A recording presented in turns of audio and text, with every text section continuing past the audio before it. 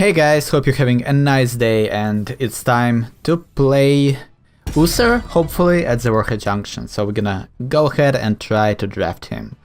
First of all, let's ban somebody who is good on this map, like the Haka. Let's go ahead and do that.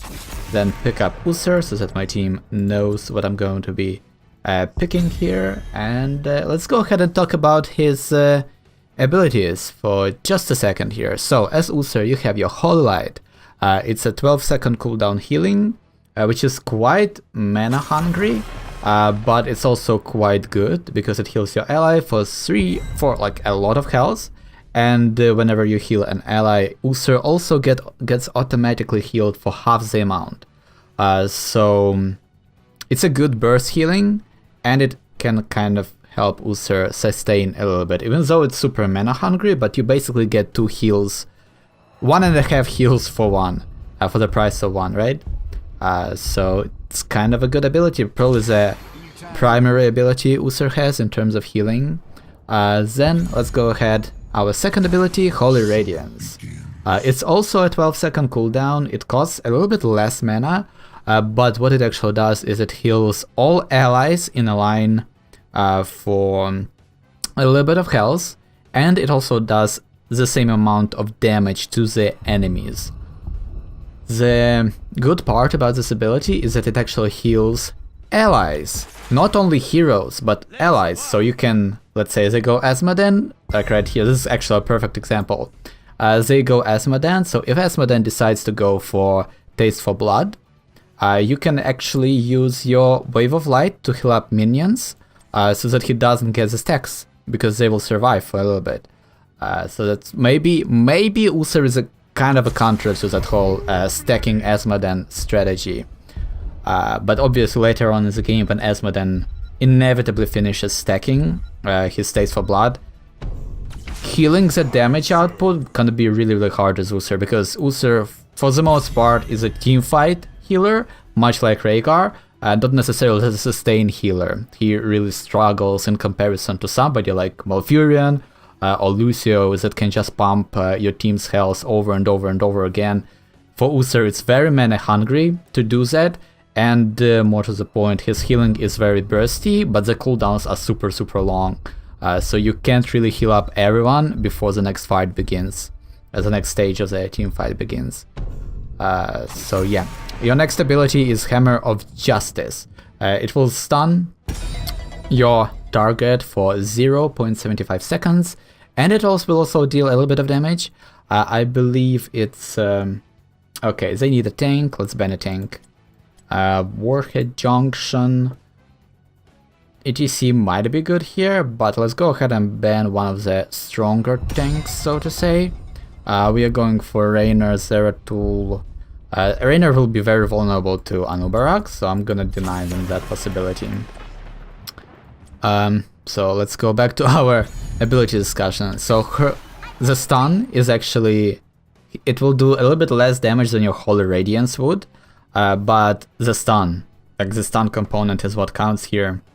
The cooldown is 8 seconds, so you can kind of land multiple of those throughout the whole team fight, and it can be very effective to stun somebody. Like I don't know, Gul'dan casts Rain of Fire and Rain of Destruction, and you can interrupt that, or you can interrupt Nazeebo's Spirit Thing. So that's good. They actually have kind of a scary team there. They might go for Cassia, and then we would be kind of screwed for the most part. Raynor will have trouble dealing with that, and Zeratul. Nazeebo can still put up some decent damage, but okay, the problem we are kind of facing right now is that they have 2 tanks, 2 tanky heroes, Zarya and Asmodan, and Diva, actually 3 tanky heroes, 2 of which are dedicated warriors. Whereas we only have Muradin, who... I want to say that Muradin isn't really the best solo tank at the moment. I definitely feel like he gets, like, even Arta's solo tank is better, even though Arta's solo tank isn't that great either. They are both more or less bruises, right? And when you are talking about solo tanks, I definitely feel like Diablo or Joanna are much better at doing that. Varian also with a protection build, that's for sure. So then on Uther we have our trait, which is called Devotion Eternal Vanguard, which is way too long to pronounce, so I'm just gonna call it Devotion. What it does is every time you heal anything, every time you heal a hero, they get 25 armor, which lasts for 2 seconds, which can be very, very good.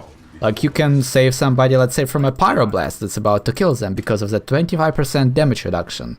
That is huge. And you can even go for a very specific build, which would enhance your trait, which you're gonna be doing in this game. So let's go ahead and pick up Wave of Light. The more heroes we damage and heal up, and keep in mind that you actually need to heal your allies. You cannot just cast Wave of Light like right now and get some stacks. It actually needs to heal something. And after we finish stacking it, like 60 heals or 60 damage, 60 times doing damage, our Wave of Light will actually start... not our Wave of Light, but our Devotion would actually last 3 seconds instead of only 2 seconds, which is obviously huge. Can we maybe kill this Zarya? Oh no! Rainer. Well, that happened. Sometimes it just happens, not really much you can do there. Let's kill this mech. Oh wow, that is huge. If we actually killed that mech, we would have gotten half of a hero Des XP, which is great. But because that didn't happen... Man, we need more follow-ups. We definitely need more follow-ups. So when Uther is like on your team, or if you are playing Uther, just try to, I don't know, set up favorable fight. Like, I don't know, like when you stun somebody, there has to be follow-up, otherwise it's just a complete waste of time.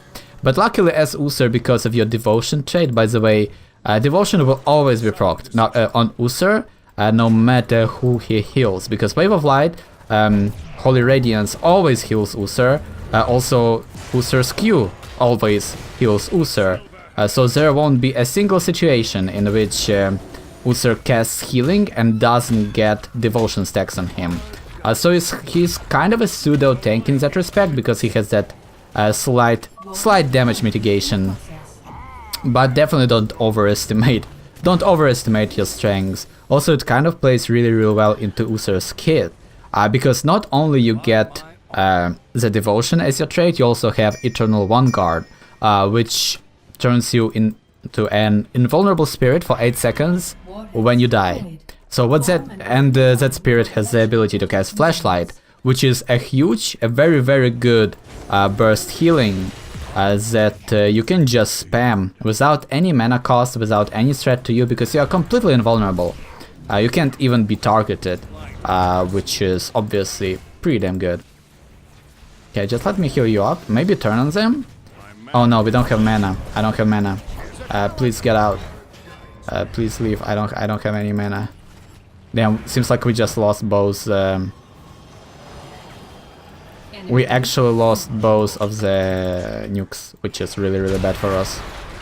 And seems like Rainer has trouble dealing with the Asmod and E build, which is really damn annoying. So level 4 we're gonna pick up our Holy Fire. Maybe not versus their team. Collection complete. I mean, is Holy Shock really worth it? I don't know. Let's go Holy Fire. Like whenever we get into melee range, we gets a little bit of damage, a little bit more damage, and that also helps with our wave clear whenever we need it, inevitably. Well, that's good. So what Holy Fire does is it does like consistent damage, like Burning Rage for other heroes, except its damage can stack by 20% every time Uther lands an auto attack into anything, not only heroes. Attacking minion, tower, doesn't matter, and your arrow effect damage output on the Holy Radiance will improve a little bit. So we need to get some structural damage since we lost our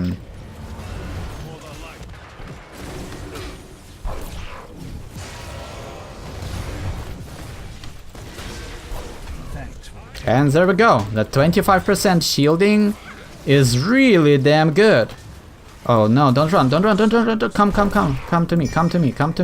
Zeratul, please. Oh no, the blind was actually cast. Can we survive this now? I can stun her. Team, Kill this diva. Oh well, or don't. Also, you can self-cast Holy Light if you want a little bit of extra healing, which is helpful. For obvious reasons, hopefully.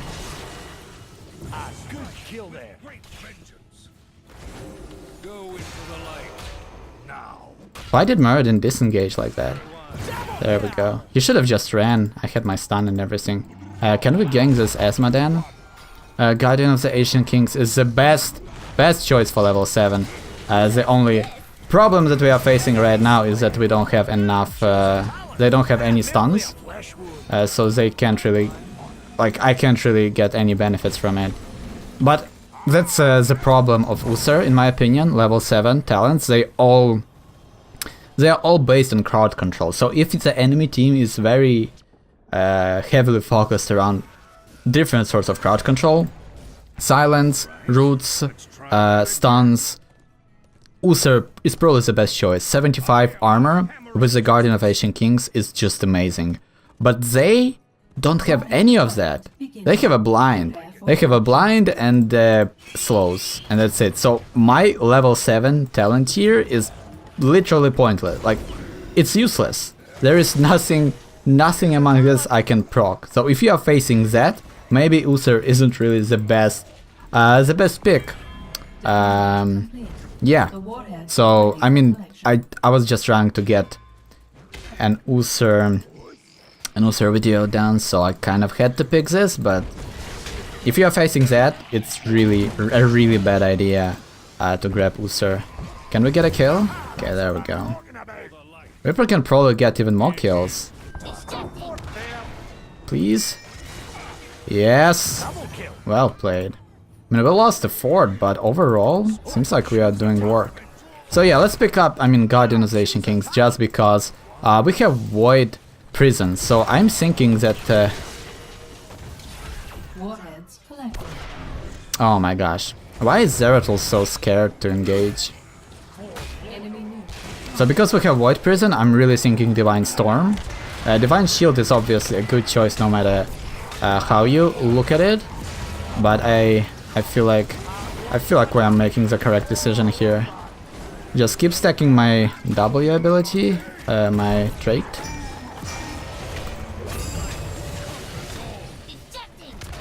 Come on, guys. Keep going. Why did you Void? That was a horrible Void Prison. It achieved nothing. He actually let... Okay, we killed Zarya somehow, but he let Diva escape? I don't know. I don't know how he missed that, but oh well. Also, my Divine Storm wasn't the best. I got kind of greedy. I should have waited for his Void Prison before using my Divine Storm, because it has awesome synergy. Look at that armor value. Again, like just... Raynor took almost no damage. Is he actually flying in? No, he cancelled. Well played. If he actually flied in right there, we would have killed him easily. Okay. So yeah, the other choice would be Divine Shield, and it's still a very, very good... Indeed, it's a very, very good heroic Divine Shield. Although people lots of times make the mistake when using it. They let somebody get to super low health, and then they use Divine Shield as a way to deny the kill.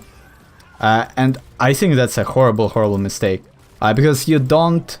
Unless you are playing in a coordinated team, you can't really communicate to your allies that they will be Divine Shielded, so that they will be safe, so that they can commit to a fight, right? And when you are dropping below 25% health, as Illidan,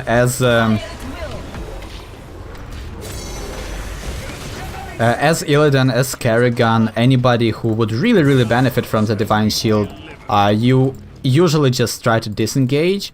So casting Divine Shield when your ally is at super low health will get no value, because they will already try to run away, so they won't really use the potential Divine Shield can bring... Oh no, Raynor.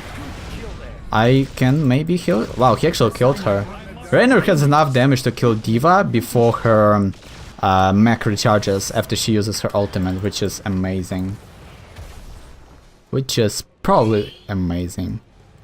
We're gonna go for well met, reducing the damage dealt. It's like a Shrink Ray combined with your Hammer of Justice, like that movement speed reduction is really good because you can secure kills using it a little bit better. Like for example, if I stun Lily, with that movement speed reduction, we can actually have a better time killing her after the stun fades. Why did she... I don't think that's worth for her to kill herself, trying to stop... trying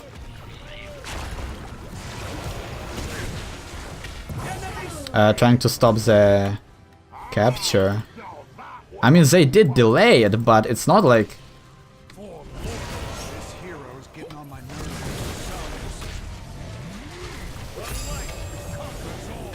Kill them all!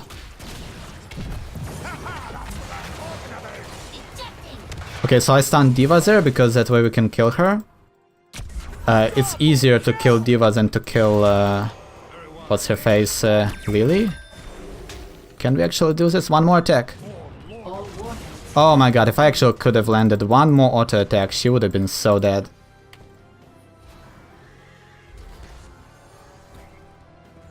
This is probably a horrible position for me to be in. Yeah, just let it go. It's fine. It's fine. It's fine. It's fine. I'm gonna be just okay. So yeah, when using Divine Shield, try to use it on somebody who goes in and try to use it so that it can prevent damage rather than prevent the deaths, because it's not the same as using the Divine Palm on Kharazim or using the Ancestral Healing on Rhaegar.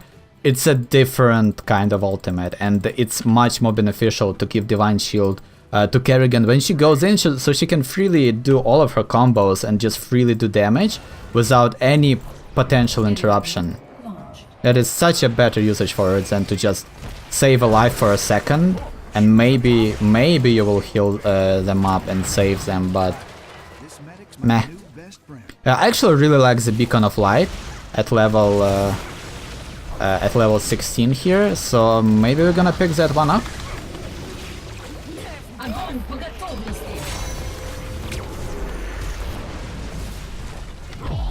I'm so dead. I'm actually gonna let myself... No! I was trying to kill myself so that I can get so I can heal my allies up. Okay, there we go. Keep going. So this is like the best spot you can be in as Uther, is when you die first on your team, and then you just heal your allies up. Because when you are dead, you actually have a lot more healing output than you have while you are alive. Obviously you have less utility because you can't stun or you can't AoE heal, but single target healing is definitely much better. So as I said, I'm a huge fan of Beacon of Light. So basically what this does is it turns Uther into a tank. Like I said before, that because of his devotion, Uther is kind of tanky, and together with Beacon of Light, even more so.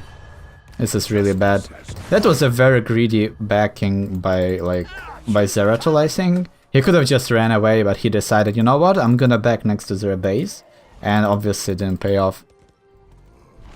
But Tears Deliverance is probably the best choice you can go for if you're going for the double healing, which is Uther is also really good at. He's a really good double healer, and has lots of synergy thanks to Tears Deliverance with people who can heal, or people who can heal themselves. Like for example, Tears Deliverance plus Sonya's Whirlwind can get really good results. But Benediction can be a good choice if you want a little bit more utility. You can do double stuns, for example, with it, and so like that secures kills a little bit better. I'm gonna actually nuke this boss so that they don't get any value top. We do need to get some control over some maps though. Do I actually need to nuke this? Seems like we have an insane amount of damage. So maybe I don't even need to do it. Yeah, I mean that's... By the time the nuke lands, the boss will be basically dead, so there is no point. And it didn't really do any damage. Yeah, that was a very good defense by our team. I still haven't chosen my level 16. I think I'm gonna go for... Like all of those can be good, right? So maybe because we are facing Lily, Benediction. Let's go Benediction, because we are facing Lily, so we want to lock her down completely whenever we get a good engage on her. Actually, Unstoppable would have been nice when we are facing Zarya with that ultimate. Also, the good thing to do, like when you are having this Void Prison Uther combo, damn, we are losing. They're just out-pushing us because of Asmodan. Not much we can do about it with our decision making right now. We should be a lot more decisive with our decisions and just push the advantages when we get them, but we kind of don't do anything. We just kill them and then defend, kill them and then defend, and that's not gonna win us the game. Luckily, Nazeebo will eventually stack up, so at level 20 with that Wild Poison we can snowball the game pretty damn easily. Since Asmodan didn't go for the stacking level 1 talent, I can't really do much. Oh no, if he actually landed the spiders, that could have been so great. What are we afraid of? Oh no, amount speed.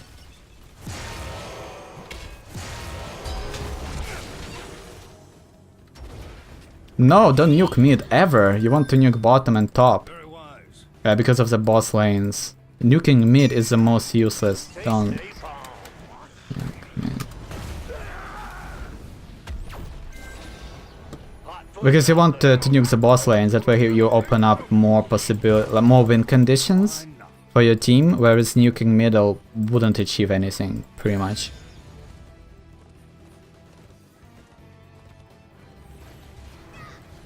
Okay, come on team, we just need to group up and kill them. Let's hide in the bush. I'm gonna go for... Do I go Divine Hurricane? Actually, I'm gonna go for Divine Protection. It's, I mean, it's really good, in my opinion. More armor. Oh no, that was bad.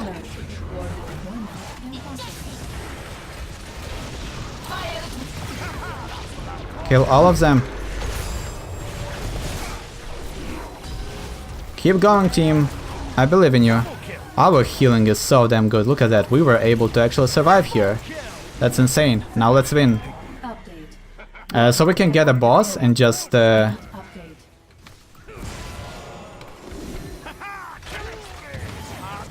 Well played. I really don't think that we should maybe nuke this so that we can get a keep. But like only one nuke. And then push this in. With Nazeebo, this should be pretty easy. Yeah, we really need to start pushing like top and bottom. And we don't have enough nukes to finish the game yet. You need like 3 of them. So maybe after we grab all of the nukes, like we can just grab all of the nukes on the map and then go and win the game by pushing in. Like we can win a team fight and then just nuke the core. Team fight and then nuke the core. By my honor.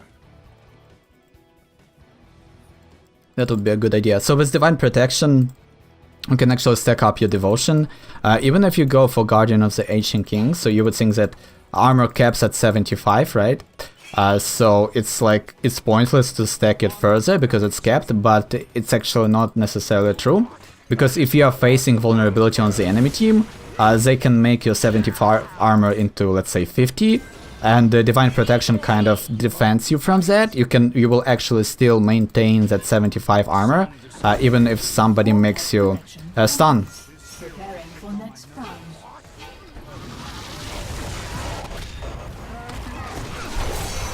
Oh no, I messed it up. I should have used my stun way earlier. Okay. Oh wow. But we are Uther, they are nuking though, so let's be careful. Damn, this is a very interesting fight. Zeratul, what are you doing, friend? That was a bad fight. We are actually losing this now. Okay, please turn on her. Please fight, team, we need to fight. We need to turn and fight them.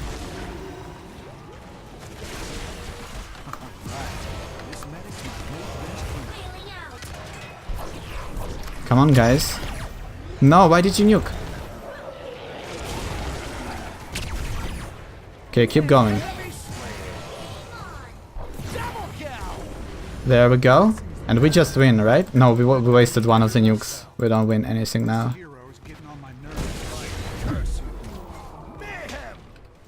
Okay, I can't really pursue that. I don't have any mana. I'm actually going to die. Okay, guys, stop. What are we doing? Why did we... Man! It was so good, and now it's so bad. There is Falstad flying, probably. Oh, he missed his spiders. If he landed them, that would have been so nice.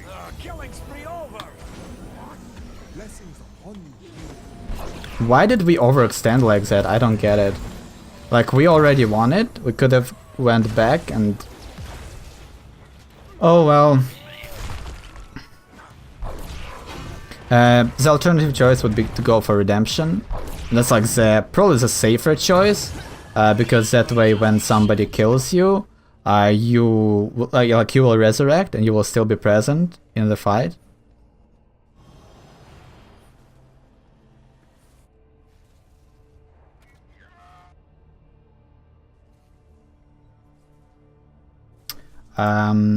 We now lose. They have a nuke. They will have a boss. We lost because we didn't push. Like, we played the map really bad.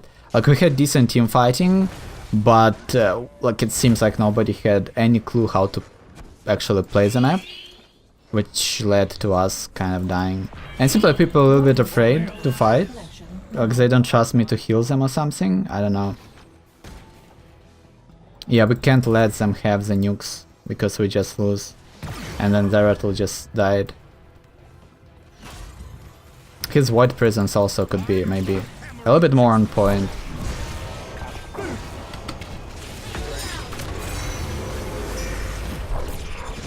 Oh my god, dude.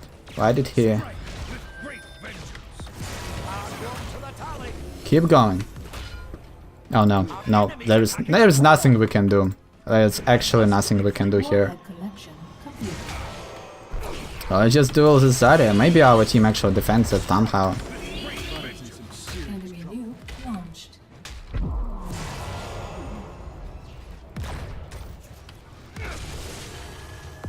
Nope.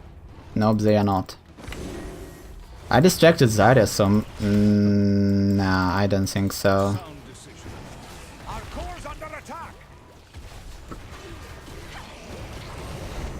Oh, I missed. Yeah, I mean, that's it. Oh well, I mean, at least we played Uther. So our healing was kind of decent. I think I played well. But, I mean, sometimes you just lose the games. It's weird how you don't see the time spent on the screen anymore. MVP Nazebo. Yeah.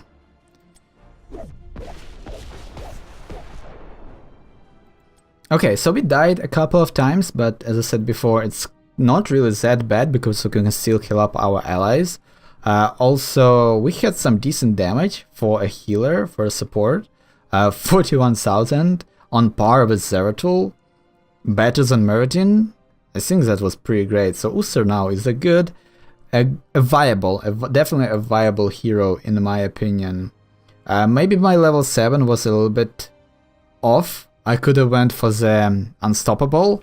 That way I could have negated Zarya's ultimate. That's like, I completely forgot about it. And actually we could have cleansed Raynor, so that Lily doesn't blind him. So I misplayed that on that part. Like, I kind of tunnel visioned on that whole stun root mechanic, and I forgot about some other crowd controls that can happen to your heroes, to your allies. So that was my bad. Cleanse would have definitely been better, and Uther, by the way, has a slightly better version of Cleanse, because if Uther auto-attacks targets, his Cleanse cooldown actually gets reduced, so you can have more cleanses than other heroes would, unless we're talking about charism here. Also, maybe level 20, the Resurrection could have been a little bit better, but I don't think we ever really needed it. Like, I feel like the only usage for it would be so that we can resurrect, right? but we never... I don't feel like our team ever needed us when we died. Well, that said, if I was alive, maybe our team would have been able to be a little more decisive after I resurrect. Because they would like, okay, we have a support, so maybe let's push something actually, rather than just go back and heal up. So maybe that was a mistake. I mean, overall, that was kind of a fun game. Fun game. But yeah, maybe the lack of tankiness really hurt us. I definitely feel like that was the case. I'm not really, like, after playing the double tank meta for so long now, it really feels weird whenever you're playing only with one tank on your team, or if you're the solo tank for your team, unless you're playing Joanna. Every other hero, you just feel so squishy, because you can't really rely onto somebody else to step up and do the tanking, like while you're regenerating or when you need to retreat. So everyone kind of relies on you to make the perfect decisions, otherwise you're screwed. So I definitely think that you should still be going for double tank, or at least double support, if you're going for a solo tank. That was an enjoyable game, that's for sure. So if you enjoyed the video, consider subscribing, and as always guys, thank you so much for watching, and see you next time.